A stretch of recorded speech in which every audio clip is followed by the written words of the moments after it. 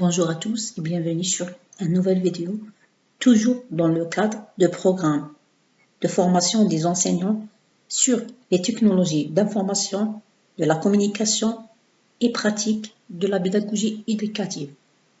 Cette partie traite le premier chapitre de mon cours Normalisation. Voici mes coordonnées, mon adresse email si vous avez des questions.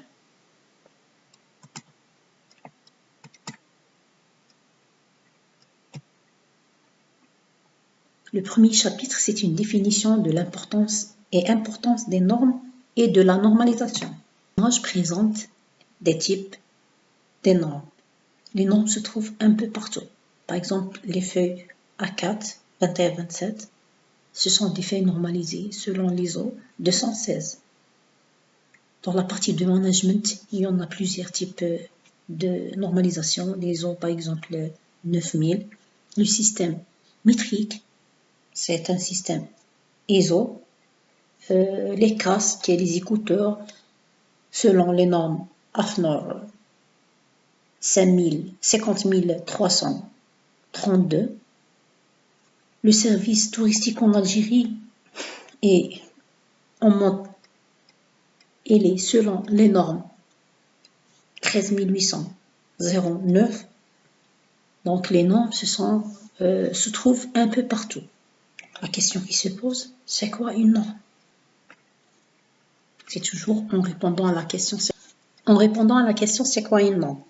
Une norme est un document établi entre l'expert d'un sujet et approuvé par une organisation reconnue, donc qui fournit des lignes directrices sur la conception, l'utilisation ou la performance des matériaux, des produits ou des processus, des services, des systèmes ou bien des personnes.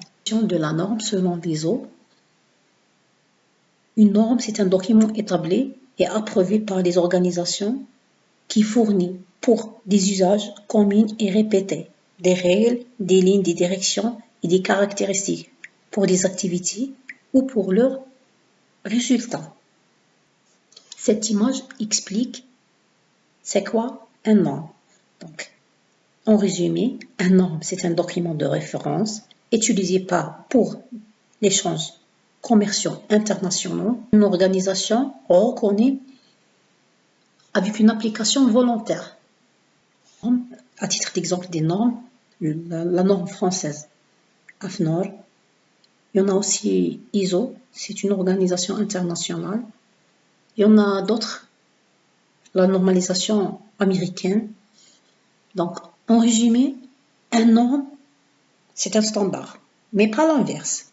Ce n'est pas tout un standard, un norme. Donc, il ne faut pas confondre entre ce point. Les différents types des normes.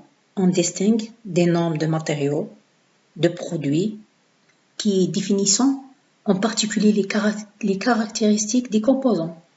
On trouve aussi des normes d'essai qui fixent la méthodologie à respecter pour mesurer les caractéristiques des produits.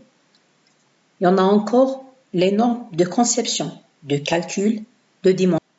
Pour la partie prenante de la normalisation, on trouve les consommateurs, en premier lieu, les experts, l'industrie, le monde du travail, le gouvernement et l'organisme de normalisation. Donc, toutes ces parties bénéficient de la normalisation d'une façon ou d'une autre. La normalisation. Aspect traité par la normalisation. Aspect traité par la normalisation. Des spécifications du produit, méthode de mesure, d'essai et d'analyse, étiquetage et emballage, la management, l'organisation, principe de la santé et de la sécurité, la terminologie et la définition, les symboles graphiques, le service, les personnes, l'évaluation de la confirmation. Donc, un produit normalisé, il faut qu'il soit normalisé et reconnu à l'échelle nationale. Par exemple, la format A4, c'est un format agréé en Algérie, en France et un peu partout dans le monde. Donc, quand je dis un format A4 ou la définition d'un format A4, donc n'importe qui connaître ces dimension parce qu'elle est normalisée. Fonction et enjeu de la normalisation. Donc pourquoi la normalisation? C'est parce que la normalisation permet de développer des marchés, donc aider au choix de stratégie de l'entreprise, favoriser la protection des consommateurs, faciliter la relation et l'expédition de produits à l'échelle nationale et internationale, favoriser le transport de technologies, aide l'application de la réglementation. La normalisation a pour objet de promouvoir le principe d'économie, fournir des moyens de communication, protection de la santé et de la sécurité, la compatibilité entre les produits, la transparence de l'information sur le produit, protéger le consommateur, promouvoir la qualité de vie et le commerce et promouvoir aussi le commerce international.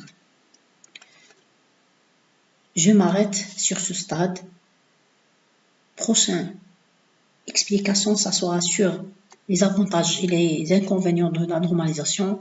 On doit voir en détail la façon d'élaboration, des normalisations et d'autres choses. Donc, merci de m'avoir prêté attention et à la prochaine, Inch'Allah.